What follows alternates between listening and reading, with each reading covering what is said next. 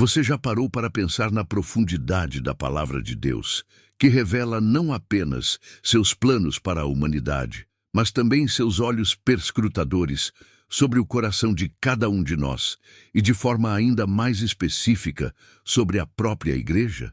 É um pensamento que pode abalar nossas certezas e nos convidar a uma reflexão urgente. O julgamento, antes de tocar o mundo, começa na casa de Deus. Não é uma ameaça distante, mas uma verdade solene e imediata que ecoa das páginas do Apocalipse, o livro que nos revela o Cristo ressurreto, não mais o Cordeiro que sofreu, mas o Senhor glorificado, que caminha entre os candeeiros, observando, conhecendo e, sim, advertindo e julgando. De onde você está acompanhando esta mensagem poderosa? Comente aqui embaixo e nos diga de qual lugar do Brasil ou do mundo você nos assiste. Esse Cristo, com olhos como chamas de fogo e voz como o som de muitas águas, ditou cartas às 7 igrejas da Ásia Menor. Mas essas mensagens transcendem o tempo e o espaço geográfico. Elas são espelhos para a alma da igreja em todas as épocas, diagnósticos espirituais que nos convidam a examinar a nós mesmos e as comunidades às quais pertencemos. Cada uma dessas igrejas representa um tipo de condição espiritual que ainda persiste hoje. E a forma como Cristo as adverte, elogia ou repreende é um vislumbre do seu padrão de justiça e verdade. Ele as avisou sobre o julgamento que viria, um julgamento que não se baseia em aparências externas, mas na essência do coração e na fidelidade à sua palavra. Hoje, convidamos você a mergulhar nas advertências divinas a essas 7 igrejas. Não para apontar dedos ou condenar, mas para que, à luz da palavra, possamos discernir, arrepender-nos e alinhar nossas vidas e nossas comunidades com a vontade do soberano. O que ele disse àquelas igrejas do passado, ele continua a dizer às igrejas do presente. E o tempo é agora, antes que a porta da oportunidade se feche e o julgamento se consume. Se você sente que esta mensagem é para você e para os tempos que vivemos, não deixe de se inscrever no canal para continuar recebendo conteúdos que desafiam e edificam sua fé. A primeira igreja a receber a palavra do Senhor é Éfeso, uma metrópole vibrante, um centro cultural e religioso de grande influência. Éfeso era uma cidade de grande porte, um porto comercial estratégico e um centro de culto à deusa Ártemis, cujo templo era uma das 7 maravilhas do mundo antigo. Era um ambiente permeado pelo paganismo, pela magia e pelo sincretismo religioso. Para o olho humano, a igreja de Éfeso parecia ser o modelo de uma comunidade cristã bem-sucedida e zelosa. O Senhor Jesus, em sua carta, não economiza elogios. Conheço as tuas obras, o teu trabalho e a tua perseverança, e que não podes suportar os maus, e que puseste à prova os que dizem ser apóstolos e não o são, e os achaste mentirosos. E sofreste e tens paciência, e trabalhaste pelo meu nome e não desfaleceste. Apocalipse 2, 2, 3. Que testemunho glorioso! Eles eram operosos, pacientes, ortodoxos, discerniam a verdade e rejeitavam a heresia e não desanimavam diante das dificuldades. Tinham um histórico impecável de boas obras e de zelo pela sã doutrina. Combatentes da falsidade, dedicados ao serviço, resistentes ao cansaço, suportavam tribulações pelo nome de Cristo. Muitas igrejas hoje sonhariam em ter um currículo tão impressionante. E, no entanto, para a surpresa de todos, havia um mas devastador, uma falha que eclipsava todas as suas virtudes e as colocava sob a iminência do juízo. Não esqueça de deixar o seu like neste vídeo se você está sendo edificado por essa reflexão. Após tantos elogios, o Senhor lança a sua dura advertência. Tenho, porém, contra ti que abandonaste o teu primeiro amor. Apocalipse 2, 4. Abandonar é uma ação deliberada, um afastamento consciente, lento e gradual. Não foi que perderam o amor por acidente, mas que, no fervor de suas atividades e no zelo por sua ortodoxia, deixaram a chama da devoção apaixonada a Cristo se extinguir. O primeiro amor não é uma mera emoção passageira, mas aquela paixão ardente que marca o início da caminhada com Cristo. A alegria na presença de Deus, o temor reverente diante de sua palavra, a dor pelo pecado, o anseio por sua santidade, a disposição para renunciar a tudo por ele. Em Éfeso, essa essência havia se perdido, substituída por uma religião mecânica, uma performance de obras sem o calor da intimidade. O abandono do primeiro amor não significa necessariamente uma queda em pecado flagrante ou em heresia gritante. Pelo contrário, muitas vezes, as igrejas que perdem o primeiro amor mantêm uma fachada de retidão, até mesmo um zelo pela doutrina correta. Éfeso era elogiada por sua capacidade de discernir falsos apóstolos, o que demonstra uma vigilância teológica apurada. Contudo, a tragédia é que essa ortodoxia pode se tornar estéril, fria, desprovida da vida que só o amor genuíno a Cristo pode gerar. A paixão pela verdade se transformou em mera rotina, a adoração em formalidade, o serviço em obrigação.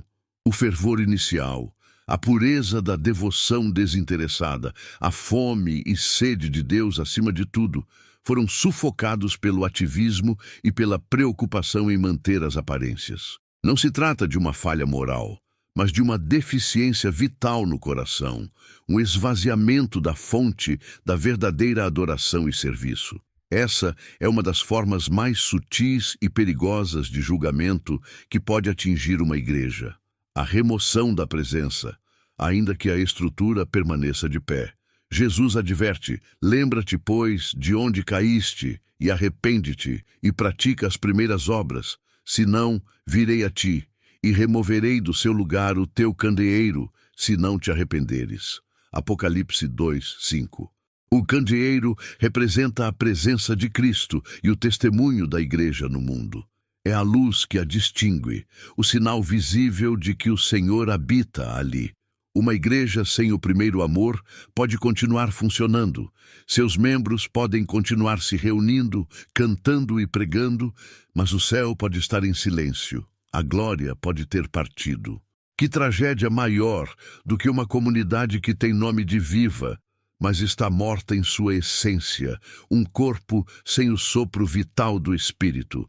Essa remoção do candeeiro não implica na aniquilação física da congregação, mas na perda de sua função e propósito divinos. Ela continua existindo como uma instituição, mas cessa de ser o veículo da luz de Cristo no mundo, tornando-se ineficaz e sem poder espiritual real. A advertência a Éfeso ressoa fortemente para as igrejas de hoje. Quantas estão atarefadas, cheias de projetos, programas e reuniões, mas vazias de quebrantamento? Quantas defendem a doutrina com ferocidade, mas esqueceram a compaixão e o amor que deveriam ser a marca de Cristo? É possível ser zeloso em servir a Deus e, ao mesmo tempo, estar longe do coração de Deus. O julgamento para Éfeso não viria pela heresia ou pela imoralidade, mas pela frieza espiritual, pela indiferença ao essencial.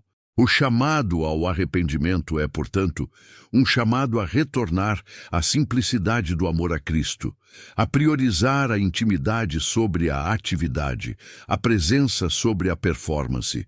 É um convite urgente para que a igreja não se contente em apenas fazer a obra de Deus, mas em verdadeiramente amar o Deus da obra.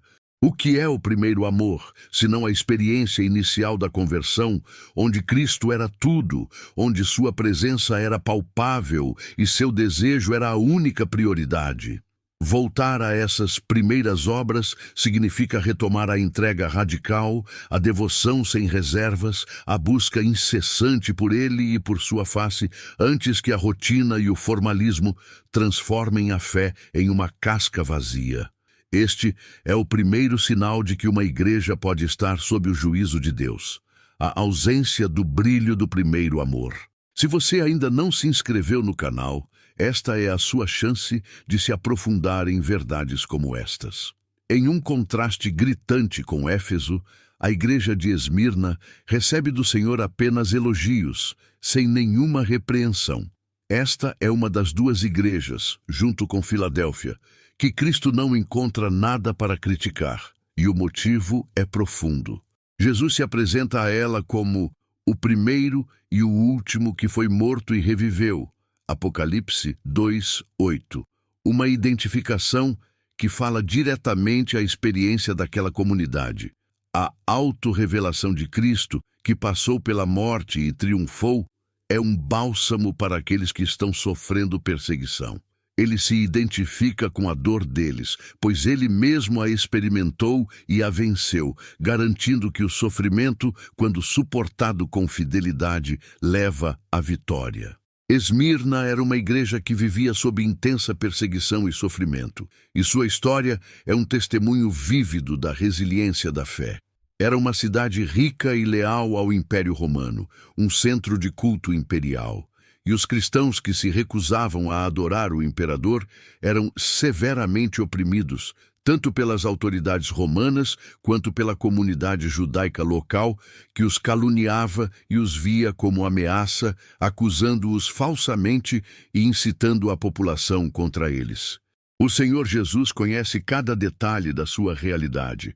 Conheço a tua tribulação, a tua pobreza, mas tu és rico, e a blasfêmia dos que se dizem judeus e não são, mas são sinagoga de Satanás. Apocalipse 2:9. A tribulação e a pobreza material de Esmirna não eram sinais de abandono de Deus, mas, ironicamente, a prova de sua riqueza espiritual. A perseguição os forçava a depender exclusivamente de Cristo, a purificar sua fé de qualquer apego terreno, a despir-se de tudo que não fosse essencial. Enquanto o mundo os via como fracassados, pobres e desprezíveis, Cristo os via como ricos. Essa riqueza não estava em templos suntuosos ou em grandes números, mas na pureza de sua fé, na constância de sua devoção e na inabalável fidelidade ao nome de Jesus, mesmo diante da morte. A sinagoga de Satanás é uma expressão forte, indicando que aqueles que se diziam guardiões da fé judaica haviam se tornado instrumentos do diabo para atacar os verdadeiros seguidores do Messias, cegos em seu fanatismo religioso. A igreja de Esmirna nos ensina que a verdadeira fidelidade se mede não nos momentos de conforto e prosperidade, mas no fogo da provação. É fácil ser cristão quando tudo está favorável, quando há liberdade de culto, aceitação social e a possibilidade de se beneficiar da fé, talvez até ascender socialmente através dela. Mas a questão é, o que acontece quando seguir a Cristo se torna sinônimo de perseguição, escárnio, perda material, ostracismo social e até ameaça de vida? Esmirna permaneceu firme. Eles não negociaram a verdade para evitar o sofrimento. Eles não diluíram o evangelho para agradar a cultura ou escapar da cruz. Pelo contrário, abraçaram a cruz com dignidade, sabendo que sua vida não lhes pertencia, mas aquele que por eles morreu e ressuscitou. A perseguição serviu como um cadinho, queimando as impurezas e refinando sua fé, tornando-a mais resiliente e profunda. Em meio à privação, eles descobriram a suficiência de Cristo, a verdadeira riqueza que não pode ser roubada nem deteriorada. Eles compreendiam que a perda material era ganho espiritual. O julgamento que Esmirna enfrentou não veio de Deus, mas do mundo, incitado por forças espirituais malignas e por oposições humanas. E por terem sido fiéis sob esse julgamento externo, receberam a promessa gloriosa do próprio Cristo. Nada temas das coisas que hás de padecer. Eis que o diabo lançará alguns de vós na prisão, para que sejais provados. E tereis uma tribulação de 10 dias. Sê fiel até a morte, e dar-te-ei a coroa da vida. Apocalipse 2:10. A tribulação de 10 dias sugere um período de sofrimento intenso, mas limitado, e sob o controle soberano de Deus. A coroa da vida é a recompensa eterna para aqueles que permanecem fiéis até o fim, que não negam a Cristo em face da maior adversidade, que preferem a morte física à morte espiritual. Isso nos lembra que a dor e o sofrimento por causa do Evangelho não são sinais de condenação, mas muitas vezes selos de autenticidade, provando que a igreja está fazendo a diferença, pois a luz que brilha incomoda as trevas e atrai a oposição. Para as igrejas de hoje, especialmente em contextos onde o cristianismo é popular e muitas vezes associado ao sucesso material, Esmirna é um lembrete crucial. Onde está a nossa fidelidade quando o custo é alto? Estamos dispostos a sofrer pela verdade ou suavizamos a mensagem para evitar o atrito com o mundo e manter nossa popularidade? A igreja que teme mais o homem do que a Deus já está comprometida.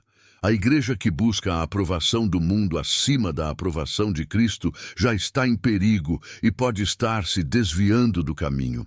Quando a perseguição se levanta, ela expõe a superficialidade de uma fé baseada em benefícios e a profundidade de uma fé enraizada em Cristo, inabalável por quaisquer circunstâncias. O Senhor não julgará Esmirna pela sua pobreza ou sofrimento, mas a louvará pela sua riqueza de espírito e sua lealdade inabalável. Que possamos ser como Esmirna, uma igreja que, mesmo esmagada pelo mundo, é exaltada por Cristo e cujo louvor ressoa nos céus, não por sua capacidade de impressionar, mas por sua recusa em negar o nome daquele que a salvou. Esta igreja representa a verdade de que a autenticidade da fé muitas vezes floresce no solo árido da adversidade e que a verdadeira igreja de Deus não busca conforto a qualquer custo, mas persevera na verdade, sabendo que sua recompensa está além das aflições temporárias. Se este conteúdo está edificando sua vida, não se esqueça de deixar seu like para que mais pessoas sejam alcançadas. A igreja de Pérgamo representa um tipo diferente de desafio, talvez ainda mais insidioso do que a perseguição externa, a sedução e a contaminação internas. Jesus se apresenta a ela com a espada aguda de 2 gumes, Apocalipse 2:12, uma imagem que evoca o poder da palavra de Deus para discernir e julgar, para penetrar até o âmago da alma e do espírito. Esta espada não é apenas para defesa, mas para corte, para separação, para expor o que é falso e impuro e para executar o juízo divino sobre o que se opõe à sua verdade. Pérgamo era uma cidade proeminente, capital da província romana da Ásia, um centro de cultura, ciência e, infelizmente, de múltiplos cultos pagãos, incluindo o culto ao imperador e à serpente, Esculápio, símbolo da medicina. Era um lugar que o próprio Senhor descreve com assombrosa clareza. Conheço as tuas obras e onde habitas, que é onde está o trono de Satanás, e tu retens o meu nome e não negaste a minha fé, ainda nos dias de Antipas, minha fiel testemunha, o qual foi morto entre vós, onde Satanás habita. Apocalipse 2:13. É uma afirmação assustadora. A igreja estava situada literalmente em um centro de poder satânico, onde a idolatria e a oposição a Cristo eram institucionalizadas e abertamente praticadas. Apesar de viver em um ambiente espiritualmente hostil, a igreja de Pérgamo tinha pontos fortes notáveis. Eles retiveram o nome de Cristo e não negaram a fé, mesmo diante do martírio de Antipas, uma testemunha fiel que deu sua vida pela verdade do Evangelho. Isso demonstra um nível de coragem e lealdade admiráveis diante da perseguição explícita. Eles haviam resistido à pressão externa para abandonar a fé e comprometer sua adoração ao único Deus verdadeiro. No entanto, o problema de Pérgamo não era a negação aberta de Cristo, nem a falta de coragem, mas a tolerância. O Senhor adverte: Mas algumas poucas coisas tenho contra ti, porque tens ali os que seguem a doutrina de Balaão, o qual ensinava Balaque a lançar tropeços diante dos filhos de Israel, para que comessem dos sacrifícios da idolatria e fornicassem. Assim tens também os que seguem a doutrina dos nicolaítas, o que eu aborreço. Apocalipse 2, 14, 15. Aqui, o julgamento de Deus recai sobre a complacência e a concessão. A doutrina de Balaão no Antigo Testamento era a de corromper o povo de Deus através da sedução para a idolatria e a imoralidade sexual. Balaão não podia amaldiçoar Israel diretamente, mas ensinou Balaque a fazê-los pecar, e assim Deus os puniria. Números 25, 31, 16.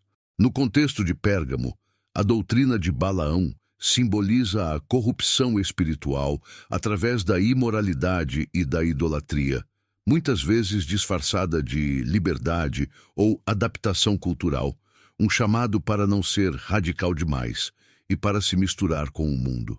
Era o convite a participar de ritos pagãos, que frequentemente incluíam banquetes e práticas sexuais ilícitas, sob o pretexto de não se isolar da sociedade ou de ser relevante. Os nicolaítas, por sua vez, representavam uma seita que promovia uma forma de cristianismo permissivo, que misturava a fé com práticas pagãs e indulgência carnal, argumentando que o corpo não importava, apenas o espírito, uma forma de gnosticismo primitivo. Pérgamo não apenas permitia a presença desses ensinamentos dentro de suas fileiras, mas talvez até os tolerasse em seus púlpitos ou nas mesas de comunhão, sem a devida repreensão e disciplina. O perigo não era o ataque externo, mas a corrosão interna, a infiltração de veneno doutrinário e moral que enfraquecia a imunidade espiritual da igreja e desvirtuava sua santidade. Para as igrejas de hoje, a advertência a Pérgamo é um alerta sombrio. Vivemos em um mundo que prega a tolerância como virtude suprema, mas muitas vezes essa tolerância se estende ao pecado e à heresia e é imposta à igreja como um mandamento inegociável.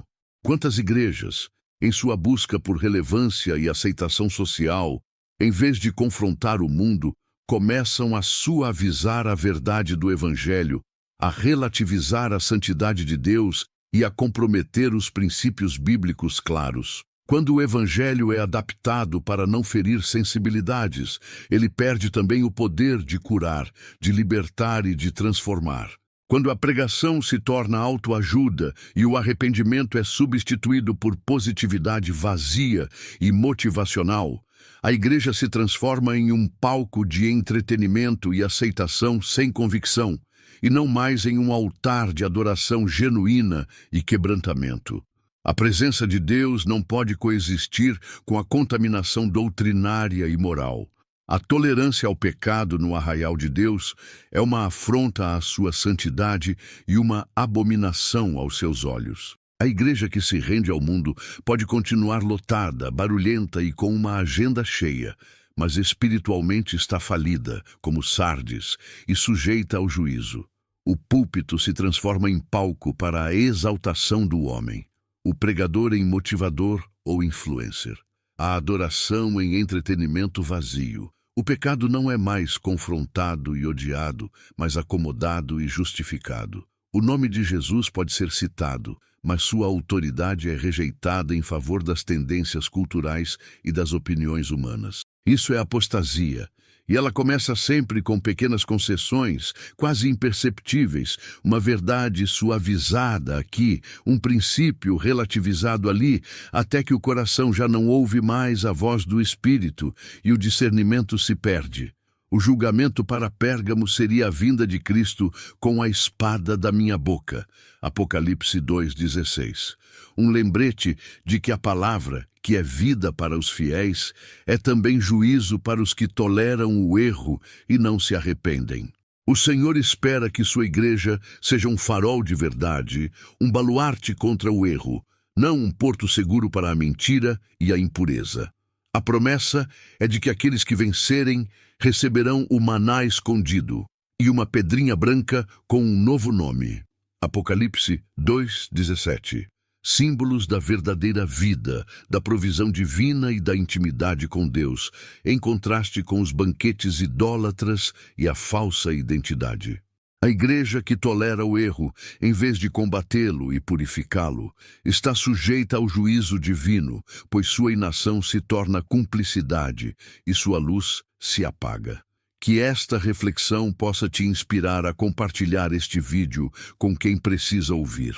A igreja de Tiatira, embora seja a menor das 7 cidades da Ásia Menor, é a igreja que recebe a mais longa e complexa das cartas de Jesus. Ele se apresenta a ela com olhos como chama de fogo e pés como bronze reluzente, Apocalipse 2:18, indicando um olhar penetrante que vê tudo, as intenções mais ocultas, as contaminações mais sutis e um poder para esmagar o mal e exercer o juízo.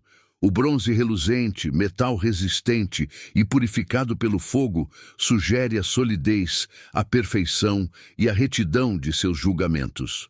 Assim como as outras, Tiatira também possui muitos pontos dignos de louvor, o que torna sua falha ainda mais paradoxal. O Senhor diz: conheço as tuas obras e o teu amor, e o teu serviço, e a tua fé e a tua paciência, e que as tuas últimas obras são mais do que as primeiras. Apocalipse 2:19. Que elogio! Eles estavam crescendo em amor, serviço, fé e perseverança. Eram uma igreja ativa, dedicada, com uma progressão positiva em suas obras, superando até mesmo o zelo inicial. Isso mostra que uma igreja pode ser espiritualmente produtiva em muitas áreas, abundante em dons e manifestações, e ainda assim carregar um câncer fatal em seu meio, que acabará por minar toda a sua vitalidade. No entanto, também em Tiatira, um grave mas se erguia, eclipsando as virtudes e atraindo o juízo. Mas algumas poucas coisas tenho contra ti, porque toleras Jezabel, mulher que se diz profetiza, e ensina e engana os meus servos, para que fornicassem e comessem dos sacrifícios da idolatria. Apocalipse 2:20. A figura de Jezabel é uma referência direta à rainha idólatra do Antigo Testamento, que promovia a adoração a Baal e a imoralidade em Israel, e que perseguia os profetas de Deus que se opunham aos seus desígnios malignos. No contexto da igreja de Tiatira, Jezabel provavelmente representava uma influência específica, talvez uma pessoa real, com pretensões proféticas e liderança na comunidade, ou um espírito que se manifestava através de falsos ensinamentos e que promovia práticas pecaminosas, especialmente a imoralidade sexual e a participação em banquetes idólatras.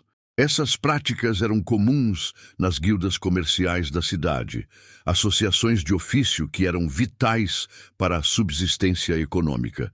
E muitos cristãos podem ter se sentido pressionados a participar de rituais pagãos para manter seus meios de vida e evitar a exclusão social e econômica. O problema de Tiatira não era a ausência de boas obras, nem mesmo a negação explícita da fé. Era a tolerância passiva e a falta de disciplina ativa em relação ao pecado e à heresia em seu meio, uma espécie de pacifismo imprudente que abria portas para a contaminação. A igreja, por alguma razão, talvez para evitar conflitos, manter a paz social, a coesão do grupo, evitar confrontos com influências poderosas, ou mesmo por uma falsa noção de graça que abolia a necessidade de santidade e disciplina, permitia que essa Jezabel ensinasse e levasse os crentes ao erro, corrompendo a pureza do Evangelho e a santidade do povo de Deus. A tolerância de Deus tem limites, especialmente quando sua santidade e a pureza de seu povo são comprometidas. Ele deu tempo para Jezabel se arrepender e ela não quis, persistindo em sua rebelião e em sua influência maligna, Apocalipse 2:21. E é por isso que o juízo se torna inevitável. O Senhor então pronuncia o julgamento. Eis que a porei numa cama, e sobre os que adulteram com ela virá grande tribulação, se não se arrependerem das suas obras. e ferirei de morte a seus filhos, e todas as igrejas saberão que eu sou aquele que sonda os rins e os corações, e darei a cada um de vós segundo as vossas obras. Apocalipse 2, 22, 23. A cama pode ser tanto de doença quanto de sofrimento e humilhação, uma retribuição direta à sua imoralidade e influência perniciosa.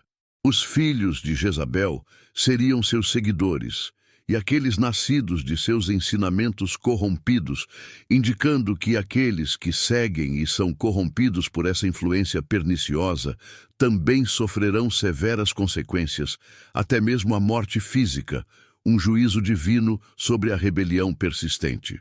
A mensagem é clara. Deus não é apenas o observador das obras, mas o que sonda os rins e os corações, o que significa que ele conhece as motivações mais profundas, as intenções ocultas e julga a responsabilidade individual e coletiva pela contaminação e pela falta de disciplina. Este julgamento seria um testemunho para todas as igrejas, um lembrete vívido da intolerância divina ao pecado tolerado e da sua justiça perfeita e implacável. A lição para as igrejas de hoje é poderosa. Quantas comunidades toleram o pecado em seu meio, seja a imoralidade sexual, a ganância desmedida, o orgulho, a manipulação, a fofoca, a calúnia, a falta de integridade ou o desrespeito às Escrituras, sob o pretexto de não julgar ou de amar incondicionalmente. Quantos púlpitos, em nome de uma graça distorcida e barata, evitam confrontar o pecado e chamar ao arrependimento genuíno e à santificação, preferindo uma mensagem de conveniência e conforto que massageia o ego, mas não transforma a alma. A falta de disciplina e a tolerância ao erro dentro da igreja não são sinais de amor verdadeiro, mas de uma complacência perigosa que atrai o juízo divino, transformando o corpo de Cristo em um ambiente poluído. Deus é amor, mas também é fogo consumidor. Hebreus 12, 29. Ele ama o pecador, mas odeia o pecado, e espera que sua igreja reflita essa santidade, sendo um lugar de purificação e redenção, e não de contaminação e conformismo com o mundo.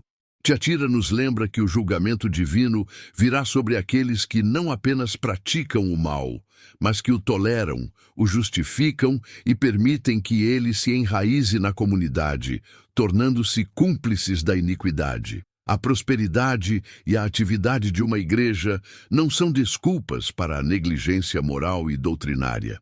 Pelo contrário, quanto mais uma igreja cresce, maior sua responsabilidade de manter-se pura e santa diante de Deus.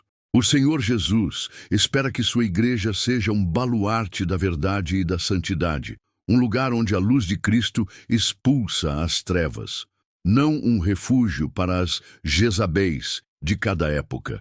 A promessa, no entanto, é para os fiéis. Mas a vós e aos restantes em Tiatira, a todos quantos não têm esta doutrina e não conheceram as profundezas de Satanás, como dizem, não porei outro peso, mas o que tendes, retende-o até que eu venha. Apocalipse 2, 24 e 25. Há um remanescente fiel, aqueles que não se contaminaram, que não se curvaram à pressão da imoralidade e da idolatria, para quem há esperança e recompensa. Eles seriam agraciados com um poder sobre as nações e a estrela da manhã. Apocalipse 2, 26, 28. Símbolos de autoridade no reino vindouro e da própria presença de Cristo. A advertência de Tiatira é um clamor por uma vigilância espiritual, que não se deixa seduzir pelo compromisso, mas que permanece firmemente enraizada na santidade de Deus, pois o preço da tolerância é o julgamento e a perda da glória e do poder divino. Deixe seu like se você concorda que a Igreja de Cristo deve ser santa e sem mácula. A quinta carta do Senhor Jesus é dirigida à igreja de Sardes, e a repreensão aqui é talvez a mais contundente e desanimadora de todas, pois atinge a própria essência da vida. Jesus se apresenta como aquele que tem os 7 Espíritos de Deus e as 7 estrelas. Apocalipse 3, 1. simbolizando a plenitude do Espírito Santo, sua soberania e onisciência sobre todas as coisas, e o controle divino sobre os anjos das igrejas, ou seja, sobre seus mensageiros e líderes. Sua voz é direta e chocante, uma sentença fria sobre a superficialidade religiosa. Conheço as tuas obras, que tens nome de que vives e estás morto. Apocalipse 3:1. Essa é a tragédia mais profunda que pode se abater sobre uma comunidade cristã.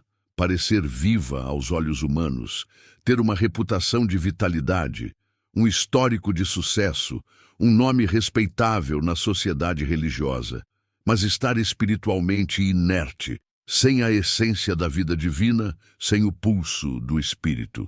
Sardes era uma cidade com uma história de descuidos e quedas surpreendentes que servem de metáfora para a condição da igreja. Conhecida por sua riqueza e por ser uma fortaleza aparentemente inexpugnável, localizada no alto de uma acrópole, foi conquistada 2 vezes por invasores que se aproveitaram de sua negligência e falsa segurança. Em ambas as ocasiões, os guardas estavam desatentos, dormindo em sua autoconfiança, e o inimigo encontrou uma brecha para escalar as muralhas. Essa história da cidade ecoa a condição da igreja, um lugar que possuía uma reputação impressionante, que talvez tivesse sido vigorosa e cheia de vida no passado, mas que havia se tornado complacente, autossuficiente e espiritualmente dormente. A morte aqui não significa necessariamente heresia aberta ou imoralidade desenfreada, como em Pérgamo ou Tiatira, mas uma ausência de vida, de paixão genuína, de poder espiritual, de fervor e discernimento. Uma fé meramente nominal, uma religião de fachada, um ritualismo sem relação viva com Deus. As obras de Sardes, embora existissem, eram incompletas, superficiais, sem a plenitude e a perfeição que só a vida do Espírito e a dedicação sincera podem dar. Era uma fé morta em obras, como diria Tiago. O julgamento para Sardes é uma exortação severa e um chamado à ação imediata. Sê vigilante e confirma o restante que estava para morrer, porque não achei as tuas obras perfeitas diante de Deus. Apocalipse 3:2. As obras perfeitas aqui não se referem à ausência de falhas humanas, pois somos todos falhos, mas à ausência de integralidade, de conclusão, de fervor e sinceridade em seu propósito divino.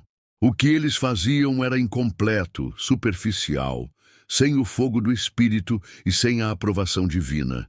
Havia partes da igreja que ainda podiam ser salvas, que ainda mantinham um vestígio de vida e pureza, como brasa sob as cinzas, mas estavam para morrer, à beira da extinção espiritual total. O chamado é para o despertamento, para o fortalecimento do que resta de fé e verdade, para uma renovação urgente e um avivamento antes que a morte espiritual seja total e irreversível, e a brasa se apague completamente. A advertência continua com um senso de urgência e perigo. Lembra-te, pois, do que tens recebido e ouvido, e guarda-o, e arrepende-te. E se não vigiares, virei a ti como um ladrão, e não saberás a que hora sobre ti virei. Apocalipse 3:3. A vinda de Cristo como um ladrão para Sardes não é a vinda do arrebatamento da igreja glorificada, mas uma vinda de juízo, súbita e inesperada, sobre aqueles que não se arrependerem e não despertarem de seu sono espiritual.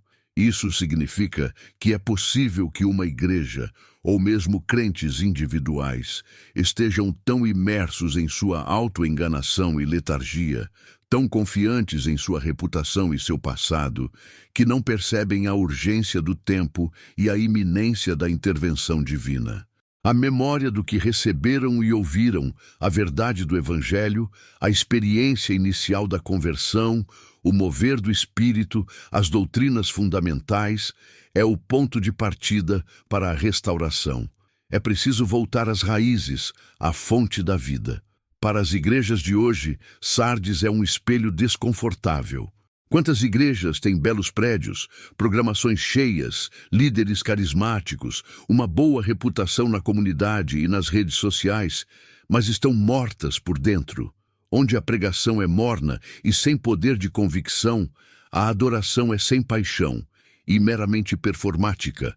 A comunhão é superficial e baseada em interesses sociais ou em agendas humanas. E o impacto real no mundo, o discipulado genuíno, a transformação de vidas, a manifestação da glória de Deus, é quase inexistente. Uma igreja pode ter uma história gloriosa, grandes nomes em sua fundação, um legado teológico e tradicional, mas se as novas gerações não experimentam a vida de Deus, se o Espírito Santo não se move com poder e convicção, ela está em perigo de se tornar uma mera organização religiosa, um clube social, um museu de fé, uma fachada sem conteúdo. O julgamento de Deus sobre Sardes é uma chamada à realidade. Ele não está impressionado com a aparência, com a embalagem religiosa ou com o prestígio humano.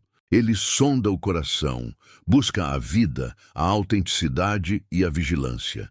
A tragédia de Sardes é que o sono espiritual se tornou tão profundo que mal podiam discernir sua própria condição, acreditando estarem bem enquanto a vida se esvaía. Há uma diferença crucial entre imagem e essência, entre ter nome de vivo e verdadeiramente viver para Deus e produzir frutos dignos de arrependimento. A promessa de Cristo é para um pequeno remanescente em Sardes, mas também tens em Sardes umas poucas pessoas que não contaminaram as suas vestes, e comigo andarão de branco, porquanto são dignas. Apocalipse 3:4. Mesmo em meio à morte generalizada e à complacência, Deus sempre preserva os fiéis, aqueles que não se conformam com a letargia espiritual ao seu redor, que mantêm a pureza moral e a vitalidade da fé, que não se misturam com a corrupção do mundo. Este remanescente é a esperança. Eles são os que ainda possuem pureza e vida. A promessa é de que eles andarão com Cristo em vestes brancas, simbolizando a pureza, a santidade e a vitória, e terão seus nomes preservados no livro da vida, Apocalipse 3:5. Além disso, Jesus promete confessar o nome deles diante de seu Pai e dos anjos, uma honra imensa e uma garantia de segurança eterna. Isso demonstra que, mesmo em face de uma condenação tão severa, ainda há esperança para o arrependimento individual e para a restauração de um remanescente. A igreja que está morta precisa despertar, lembrar-se das verdades recebidas, fortalecer o que ainda pulsa e arrepender-se antes que seja tarde demais e o julgamento definitivo venha. O julgamento não é para destruir completamente, mas para expor a hipocrisia, purificar o que resta de vida e despertar a igreja para a realidade de sua condição. Qual é a principal característica que você observa em uma igreja que parece viva, mas que você teme que esteja morta? Compartilhe sua opinião nos comentários. A Igreja de Filadélfia é a segunda e última das 7 igrejas que recebe apenas elogios do Senhor Jesus sem nenhuma repreensão ou crítica. Esta comunidade é um modelo de fidelidade genuína e perseverante, um farol de esperança em meio a tantas advertências. Jesus se apresenta a ela como o que é santo, o que é verdadeiro, o que tem a chave de Davi, o que abre e ninguém fecha, e fecha e ninguém abre. Apocalipse 3:7. Esta apresentação sublinha a soberania absoluta de Cristo, que tem toda a autoridade sobre os destinos e as oportunidades da igreja. Ele é o único que pode abrir portas de serviço, de evangelização, de acesso à presença de Deus e de oportunidades de avanço do reino. E ninguém, nenhuma oposição humana, nem obstáculo satânico pode impedi-lo de realizar seus propósitos. Essa identidade de Jesus é uma promessa de que, mesmo em face da oposição, a sua igreja fiel terá caminhos abertos para cumprir a sua vontade e para glorificar o seu nome. Filadélfia era uma cidade relativamente pequena e não tão proeminente quanto Éfeso ou Pérgamo.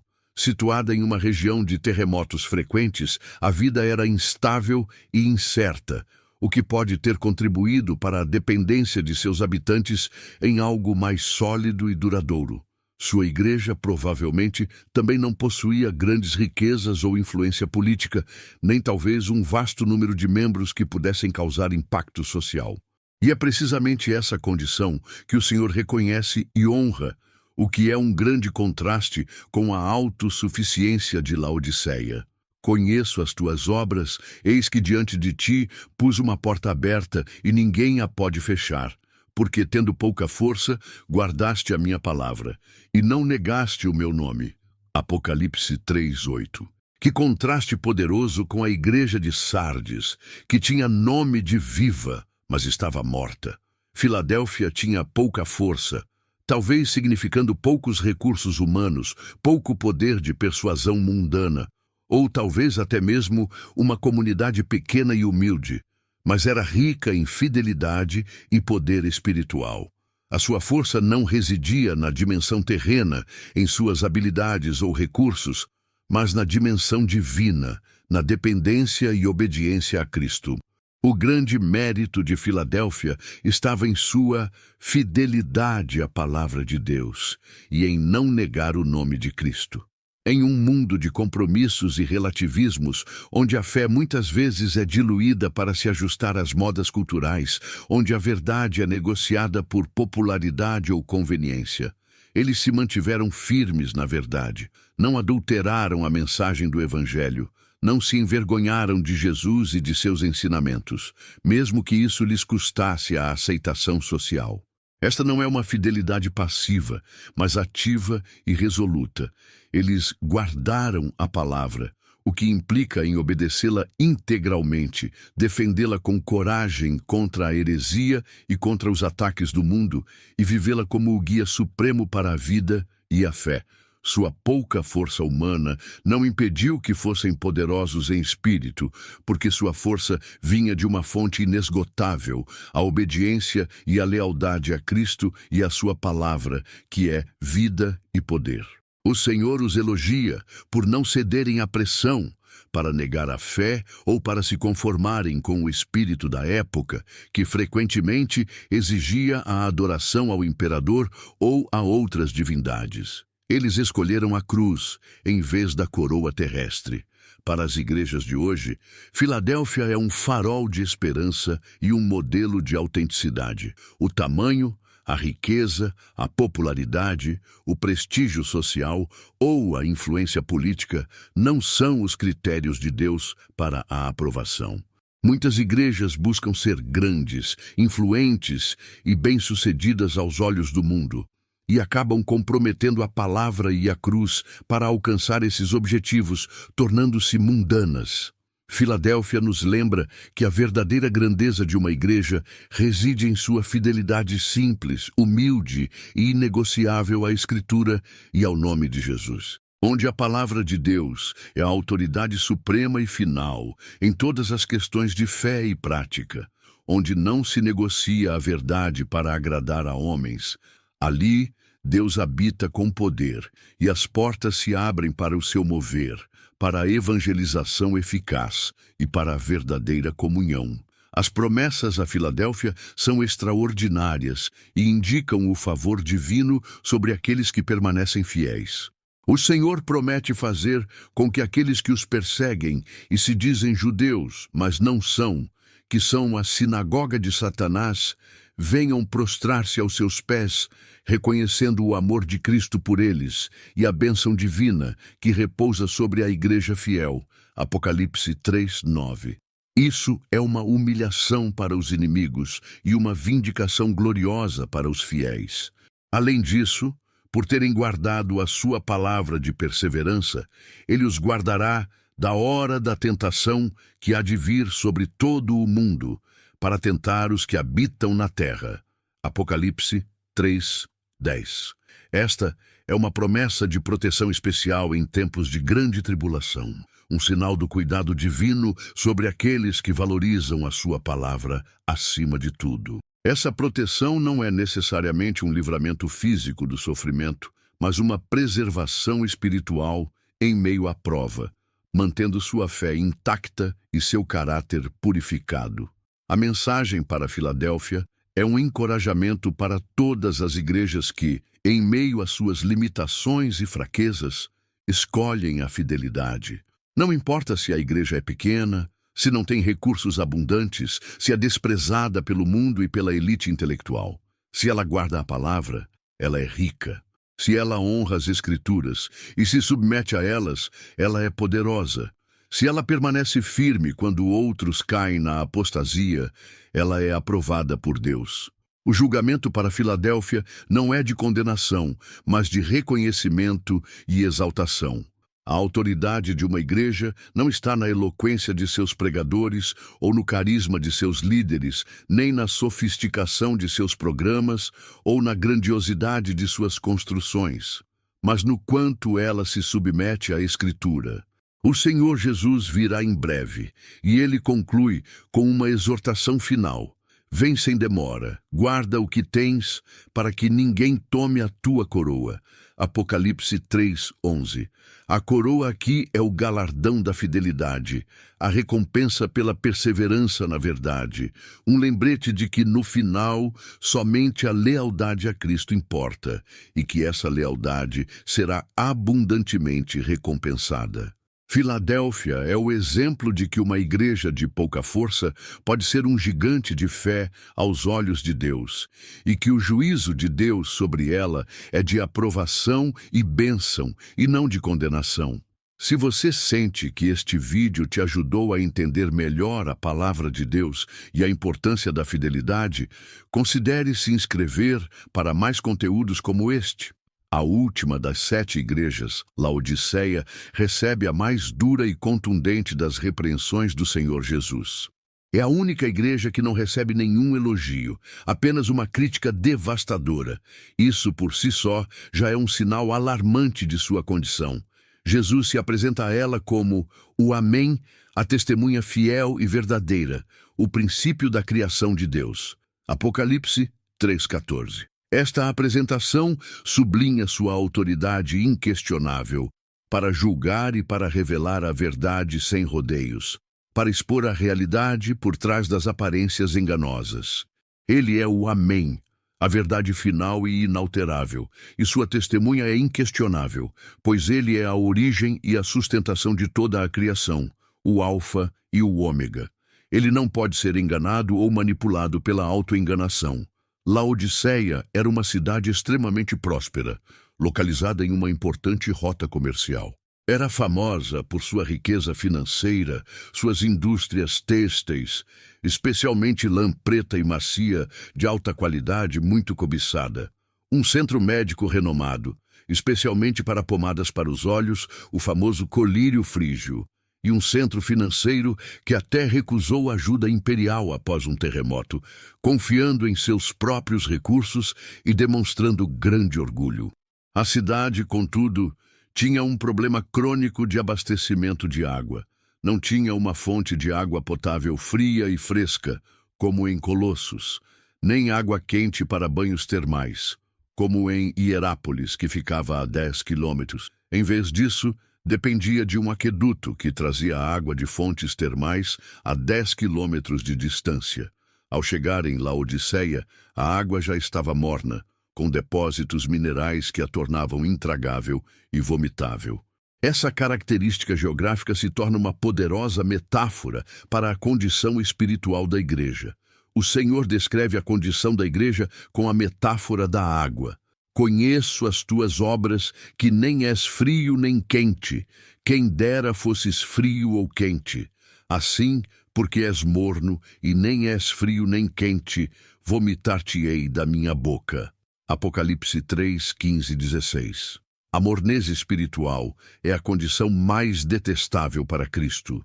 Não é o fogo de uma fé ardente e apaixonada que arrebata e transforma vidas, que busca o sacrifício e a renúncia, nem a clareza de uma rejeição declarada ao Evangelho, que ainda poderia ser impactada e convertida pelo fervor.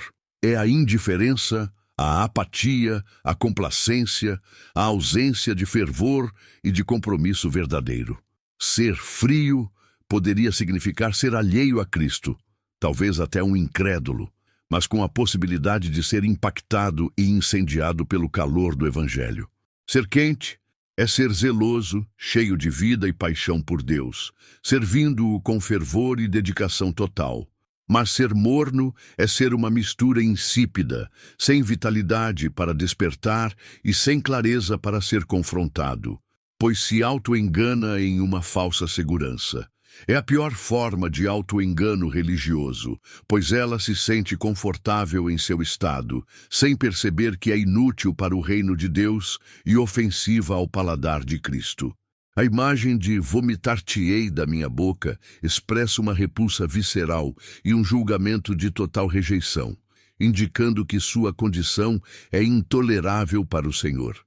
A causa dessa mornez era a autossuficiência e o orgulho material. A igreja de Laodiceia havia se contaminado com a prosperidade de sua cidade, achando que sua riqueza e sucesso externos eram sinais de bênção e aprovação divina. Eles diziam de si mesmos: estou rico e enriquecido e de nada tenho falta. Apocalipse 3, 17a. Essa é a pior cegueira, a de pensar que tudo está bem, que não há necessidade de nada, nem de Deus, nem de arrependimento, nem de fervor, quando, na verdade, a alma está em ruína, pobre, miserável, cega e nua diante dos olhos de Deus. Jesus, a testemunha fiel e verdadeira, revela a verdadeira condição de Laodiceia, que é um choque brutal de realidade. E não sabes que és um desgraçado e miserável e pobre e cego e nu. Apocalipse 3:17b. Eles eram miseráveis, dignos de piedade, mas também lamentáveis em sua condição, pobres, espiritualmente falidos, sem as riquezas da fé, cegos, incapazes de discernir sua própria condição ou as verdades espirituais mais básicas, apesar da reputação de sua cidade pelos colírios. E nus, sem a vestimenta da justiça de Cristo, expostos em sua vergonha espiritual e pecado. A riqueza material havia levado à pobreza espiritual, e a falsa segurança havia gerado a cegueira para sua verdadeira condição. A grande tragédia de Laodiceia é que Jesus não estava dentro da igreja. Ele estava do lado de fora, batendo a porta. Eis que estou à porta e bato. Se alguém ouvir a minha voz e abrir a porta, entrarei em sua casa, e com ele cearei e ele comigo. Apocalipse 3:20. Que imagem aterradora e paradoxal! Aquele que é o cabeça da igreja, o Senhor, o Salvador, o noivo, está do lado de fora, excluído de sua própria casa, porque a igreja se bastava em si mesma, em seus próprios sistemas, seus próprios programas, seu próprio brilho, suas próprias riquezas e sucessos, sem sentir a necessidade de sua presença vital, de sua liderança e de sua glória. O culto continuava, as atividades aconteciam, o movimento existia, mas a glória de Deus havia partido, e o Senhor da glória estava convidando a entrar, como um estranho. Para as igrejas de hoje, Laodiceia é um alerta estrondoso e a mais relevante das advertências, pois sua condição é a mais difundida em nosso tempo. Quantas comunidades se orgulham de seus bens, de suas finanças, de seus programas de sucesso, de seus grandes números de membros, de sua influência social ou política, enquanto o Espírito Santo é ignorado, a verdade é diluída, a pregação é vazia e o verdadeiro arrependimento é raro. A mornez não é a presença de pecado grosseiro e óbvio, mas a ausência de paixão por Cristo, a indiferença à santidade e à justiça de Deus, a complacência com o conforto e com um evangelho que não desafia, que não transforma, que não exige renúncia. É a religião sem fervor, a fé sem frutos, o nominalismo cristão em sua forma mais perigosa. O julgamento sobre Laodiceia é que Deus a vomitará. Isso significa rejeição total, exclusão de sua presença e de seu reconhecimento. Não há nada mais perigoso do que uma igreja que se conformou com o conforto e a autossuficiência, rejeitando a correção divina e a necessidade de uma dependência diária e profunda de Deus. O convite de Jesus à Laodiceia, mesmo após uma repreensão tão severa, demonstra sua infinita graça, sua paciência amorosa e sua misericórdia. Ele ainda oferece o caminho para a restauração, mesmo para os que estão em tão deplorável estado. Aconselho-te que de mim compres ouro provado no fogo, para que te enriqueças, e vestes brancas, para que te vistas, e não apareça a vergonha da tua nudez, e que unjas os teus olhos com colírio, para que vejas. Apocalipse 3:18. Este comprar não é por dinheiro, pois não temos como pagar, mas por uma disposição de se submeter a ele, de trocar a falsa riqueza material e a autossuficiência pela verdadeira riqueza espiritual, a fé provada pela tribulação, que é mais preciosa que o ouro, de trocar a vergonha da nudez espiritual pela pureza da justiça de Cristo, vestes brancas, e a cegueira pela iluminação espiritual, colírio que cura a visão interior. É um chamado para buscar nele o que lhes falta. A promessa final é para aqueles que ouvirem a voz de Jesus, humilharem-se e abrirem a porta de seu coração e de sua igreja. Eles cearão com Cristo, uma imagem de profunda intimidade e comunhão, e ele os fará sentar-se com ele em seu trono. Apocalipse 3:21, uma promessa de corregência e glória. A Laodiceia, que se julgava rica, é chamada a comprar a verdadeira riqueza de Cristo. A que se julgava vestida é chamada a buscar as vestes de justiça que só Ele pode dar. A que se julgava vidente é chamada a receber o colírio que cura a cegueira espiritual. Aquele que se arrepender e abrir a porta para a verdadeira presença de Cristo terá a mais alta honra.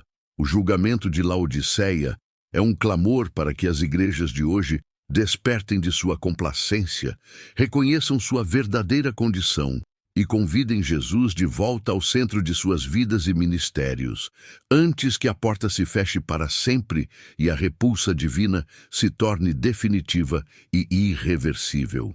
Esta é a igreja que mais corre o risco de ser julgada e rejeitada, precisamente por sua cegueira e sua ilusão de autossuficiência, por não se reconhecer doente e necessitada. As 7 cartas às igrejas do Apocalipse não são meras relíquias históricas, guardadas em museus empoeirados do passado, mas revelações proféticas e atemporais da natureza de Deus e de suas expectativas para sua igreja em todas as épocas. Elas nos mostram que o Senhor Jesus é o observador constante, o juiz justo e o amante fervoroso de sua noiva. Ele caminha entre os candeeiros com olhos que penetram todas as superfícies e discernem as intenções mais ocultas, e nada escapa aos seus olhos flamejantes.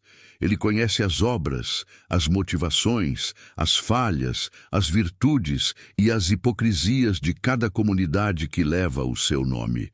E o que ele revela é uma verdade que deve nos fazer tremer com temor reverente e nos impulsionar a um anseio profundo por santidade e retidão. O julgamento divino, antes de tocar o mundo ímpio, começa pela casa de Deus, por aqueles que se dizem seus. 1 Pedro 4:17.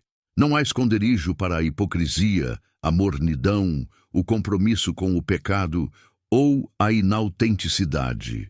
Vimos que para Éfeso o perigo foi o abandono do primeiro amor, a substituição da paixão ardente por uma religião de obras e ativismo sem coração, um formalismo vazio. Para Pérgamo e Tiatira, a ameaça era a tolerância ao erro e à imoralidade, a complacência com a contaminação cultural e doutrinária. permitindo que o veneno se infiltrasse e corroesse a pureza da congregação. Sardes vivia a tragédia da morte espiritual por trás de uma fachada de vida e reputação, uma hipocrisia que enganava a todos, exceto a Deus, que via a inércia e a ausência de vida. E, finalmente, Laodiceia personificava a mornez e a autossuficiência, a pior das cegueiras, que resultava em Jesus batendo do lado de fora de sua própria igreja, rejeitado por aqueles que afirmavam servi-lo, porque se achavam completos em si mesmos. Essas são as condições que atraem o juízo divino. A remoção do candeeiro, a vergonha da rejeição, o vômito de sua boca, a retirada da presença e da unção que dão vida e poder à igreja. Mas, no meio das advertências e dos juízos, também encontramos modelos de fidelidade e promessas de vitória, que servem como encorajamento e inspiração. Esmirna, rica em espírito apesar de sua pobreza material e perseguição, demonstra a beleza de uma fé que floresce sob a adversidade e que tem sua recompensa na coroa da vida, provando que o sofrimento por Cristo é ganho. E Filadélfia, que com pouca força guardou a palavra e não negou o nome de Cristo, sendo recompensada com portas abertas e proteção em tempos de provação, ilustra o poder da obediência simples, humilde e inegociável à verdade divina. Estas duas igrejas nos lembram que Deus não se impressiona com o que impressiona o mundo. Grandes números, estruturas luxuosas, programas complexos, visibilidade midiática, carisma humano. Ele busca corações quebrantados, pureza de fé, fidelidade inabalável à sua palavra e à cruz de Cristo. Ele busca uma igreja que, mesmo perseguida e com pouca força, não se curva diante da cultura, não negocia a verdade, não dilui a mensagem e não se envergonha do Evangelho, mas o proclama com ousadia e clareza. O chamado para as igrejas de hoje é o mesmo. Quem tem ouvidos, ouça o que o Espírito diz às igrejas. Este não é um momento para complacência ou indiferença, para o protelar ou para o auto-engano. O tempo da visitação divina tem um fim. As advertências de Cristo não são para nos amedrontar em desespero, mas para nos conduzir ao arrependimento genuíno e à transformação profunda. É tempo de examinar nossos altares, nossos púlpitos, nossas práticas e, acima de tudo, nossos corações, pois deles procedem as fontes da vida. Há uma separação acontecendo, uma peneira invisível, mas real, onde Deus está discernindo os que realmente lhe pertencem dos que apenas carregam o seu nome. A maior tragédia não será a perseguição externa, que purifica e fortalece, mas ser encontrado reprovado pelo próprio Senhor, ter a glória de Deus partindo em silêncio. Se a sua igreja tem se desviado da palavra, se a sua comunidade tolera o pecado e a heresia em nome de uma falsa graça ou aceitação, se a paixão por Cristo se tornou uma rotina morna e sem vida, se a busca por agradar o mundo superou o temor a Deus, então a voz do Senhor ecoa: arrepende-te, sê vigilante, guarda o que tens. E para aqueles que estão presos em estruturas onde Cristo já não reina, onde a glória partiu e a verdade foi distorcida, onde o Evangelho se tornou um comércio ou um palco, o clamor pode ser ainda mais direto e urgente: sai dela, povo meu. Apocalipse 18:4. Não é um chamado para abandonar a fé ou o corpo de Cristo em si, mas para encontrar o altar verdadeiro, onde Cristo é o centro inegociável, onde a palavra é suprema e inalterada, onde o arrependimento é celebrado como porta para a vida e a presença de Deus é a maior riqueza buscada, honrada e manifesta. O Senhor Jesus está voltando, e Ele não vem buscar prédios ou programas, nem reputações humanas ou números impressionantes de seguidores, nem mesmo tradições seculares. Ele vem buscar um povo que o conhece intimamente, que o ama de verdade, que o segue custe o que custar, que não se vendeu à cultura do mundo, que não se contaminou com o engano, que não dormiu na mornidão da complacência. Um povo que ouviu o chamado do Espírito e respondeu com obediência radical, que valorizou a presença e a santidade acima de tudo.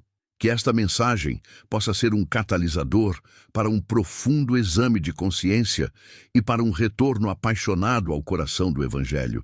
Que você e a igreja onde você congrega seja encontrada fiel no dia da sua vinda, contando-se entre aqueles que foram aprovados pelo olhar de fogo do Senhor e recompensados com a coroa da vida e a glória eterna em sua presença. Que seus ouvidos estejam atentos ao que o Espírito verdadeiramente diz e que sua resposta seja de total submissão e prontidão. Se esta mensagem ressoou em seu coração e você deseja que mais pessoas sejam alcançadas por essas verdades profundas, não hesite. Curta, comente, compartilhe e se inscreva no canal. Juntos podemos levar essa luz. Amém.